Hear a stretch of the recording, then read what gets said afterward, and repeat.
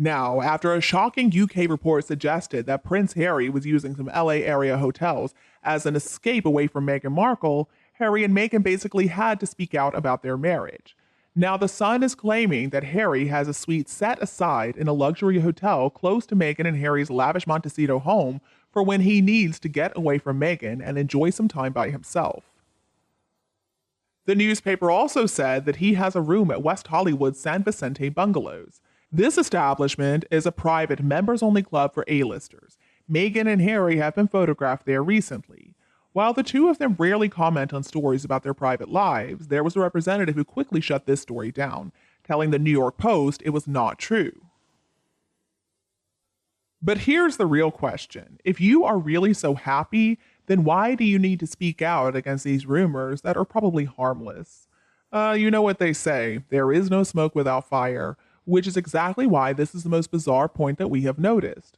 Now, clearly, they've got a real problem. The signs that we have been having lately are all suggesting that their relationship is basically coming to an end.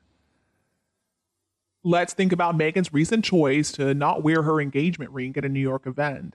And there was silence on May 19th for their 5th wedding anniversary. That has people wondering what in the world is going on. The Sun also reported that Harry goes to this Barry's Boot Camp gym at the Beverly Center Mall that's close to Harry's supposed hideout. Now, Harry may still be head over heels in love with Meghan, but the truth is she never loved him. See, Meghan can't love other people. She can love herself, maybe, but more than that, she loves money, she loves fame. It's also very unlikely that Meghan is going to dump Harry as long as she can still make money off of being married to him. In fact, it was always Meghan's plan to follow the path that she has chosen.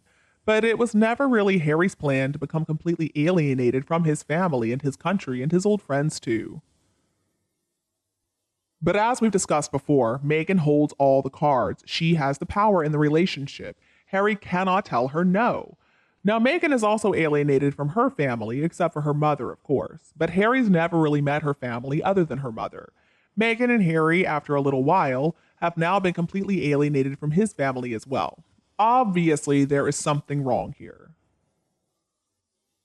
We've already noticed that Meghan only admits to being half black when she thinks it's going to benefit her. She uses the race card to her advantage. I'm guessing that she would have checked the box as black race in college applications, and maybe that would have helped her get admitted to Northwestern as an affirmative action case. The thing about it is, even if you go to a really prestigious school but study the easiest course, I'm sorry, but you're not necessarily all that smart. Now, Meghan's acting abilities, I'm not impressed with. We've all seen her TV series, and yeah, there was nothing to write home about. She had a very small part that she got only because she had a relationship with her first husband when she got the job. And immediately she moved on to the next wealthy man. She was looking for somebody stupid to take advantage of. At the audition, Meghan did not wow anybody. The fact is, she didn't even pass the audition, but then strings were pulled for her so that she would get the part. And at university, well, we don't really know what her grades were, but we have no proof that she wasn't using her other talents to get her way with professors as well. I've seen it happen so many times, and it happens in good universities just as much as it does bad. Meghan is not an intelligent person, and she was always a very low-level actress. This is why she wanted to marry somebody both very wealthy and very dumb. See, intelligent men didn't want Meghan Markle because intelligent men can see that she's a gold digger. So that's why she had to go after somebody that's dumb as a bag of rocks like Harry. And her father did have money. I know she likes to tell this rags to riches tale, but it's just that, a story. I mean, her father was able to pay for private school. He was able to pay for her university. And that's just because that was where she wanted to go. It's not like she got a scholarship. He pulled whatever strings he could to buy her into that school too. And how much did her mother contribute? Well, I don't think it was much at all. In fact, at the time, Dory was probably still in jail for tax evasion. If you want to know more about what kind of family values Meghan has, just look at the way she has treated her white family. She loves to play the darling African-American daughter when it's going to benefit her. But otherwise, oh, she completely ignores her family, like her father and her siblings, and all her other relatives too. I don't think you've got to be a genius to know where this is headed.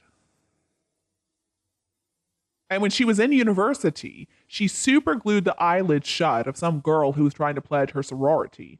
And her father had to pay off all the victims so that they wouldn't press charges against her. Did her mother do that? Well, absolutely not. In fact, her mother probably didn't even know about it.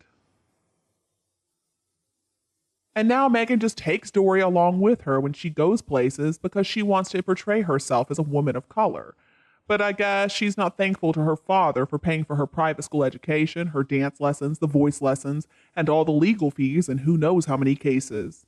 How grateful has Meghan been? Well, just look at her actions, because they speak a lot louder than her words.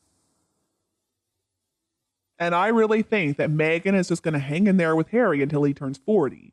And I think at that point, he's supposed to get all of his inheritance money. And then she's going to take advantage of every divorce law she can to take him to the cleaners. And she's going to make sure that those invisible children are her meal ticket for the rest of her life. She'll probably threaten to reveal all of Harry's dirty secrets. And that's going to give her some extra money. Let's remember that Meghan Markle is a child of Hollywood. She knows people who can get her to the right doctors to make her look better, so if she finds somebody she really wants, she'll pay whatever it takes to get enough work done so that she can go after her new prey and probably be successful. I am convinced that Meghan just wants the money, and I hope I'm wrong, but I kind of doubt it.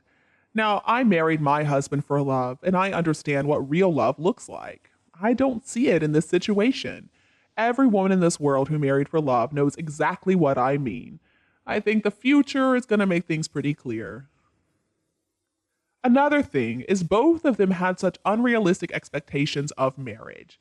Harry often indicated how much he didn't like being royal, and he said that he would walk away from it if he could. He wanted freedom, he claimed, and he believed that his marriage was going to help him get away from this royal prison he was living in. All the rules, the restrictions when it came to his behavior, and the dull round of royal duties. But it seems like Harry did not understand that, of course, he was also going to lose out on all the privileges, the funding from the taxpayers, the free housing, the free transportation, and many staff members as well, including his protection officers. Harry also did not understand that his popularity within Britain could easily be lost. It was not guaranteed. It never was. And I think Meghan only focused on the glitz and glamour that came with being royal. She wanted the jewelry, she wanted the palaces, the designer clothing, and above all, the public adoration afforded to the most popular royals. Meghan Markle failed to understand that the charmed life was actually a gilded cage, and I think Harry really should have done a lot more to get her ready for the reality of royal life. So she wasn't okay with the palace restrictions placed on her behavior and her speech, and the expectation that she should attend some rather unglamorous charity events. I'm sure that came as a real shock to her. I guess she also wasn't happy to find out that there is a royal precedence of rank, and she was never going to be number 1, number 2, or even number 3. Both Meghan and Harry had a very difficult time accepting reality, and I think that for the future, they're going to keep on leaning on each other as they gradually engage with their new reality. I'm sure they're feeding each other's sense of grievance at this point, but there may come a time pretty soon when, after they have been completely disillusioned, they start to blame each other for all their problems. And then things could turn nasty very quickly, and that could lead to divorce, from which neither is going to be able to emerge unscathed. And come to think of it, I'm actually not convinced that Harry is still in love with Meghan.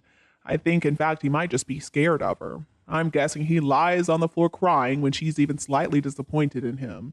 She'll just overwhelm him. I mean, she has love-bombed him, we know that. And before he knew what was going on, he was already married to her. And now Harry has been completely brainwashed. I do hope that she can leave him. He might still have some time to recover. I think Harry is just going to be so relieved the day that he wakes up and figures out that Meghan is gone forever. And what about you? Do you agree with me? Please continue to discuss this couple with us below in the comments section. If you think my video is helpful, don't be afraid to like and share it with your friends and relatives who would enjoy it too. And don't forget to subscribe.